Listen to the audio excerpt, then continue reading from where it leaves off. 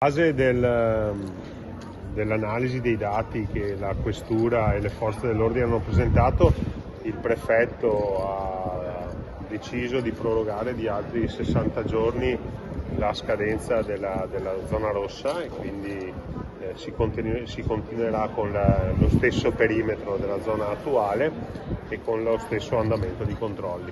Quindi io esprimo soddisfazione perché non tanto per il numero di allontanamenti, che non è un numero così importante, che però evidenzia come il tessuto sociale sia un tessuto sano della nostra città, però è altrettanto vero che i cittadini manifestano soddisfazione e si sentono un po' più sicuri, quindi la percezione di sicurezza è certamente molto migliorata.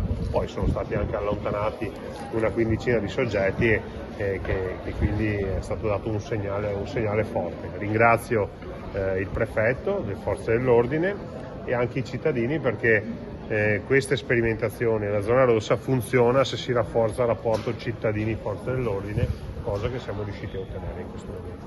Senta Sindaco, quindi la zona rossa resta allargata, la seconda versione, cioè intenderci quella attuale. L'attuale.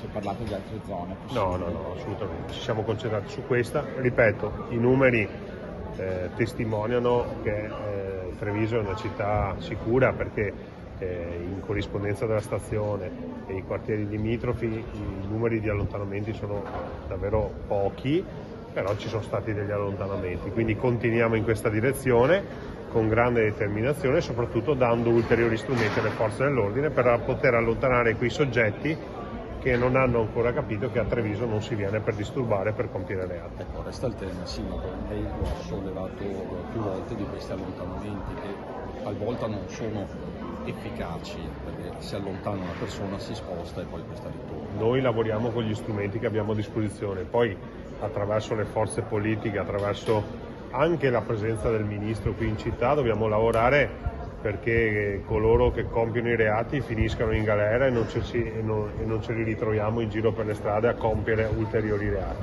Però questo è un ragionamento diverso che passa attraverso una vera riforma della giustizia e quindi in questo momento però ci accontentiamo di questi strumenti che sono strumenti importanti per le forze dell'ordine.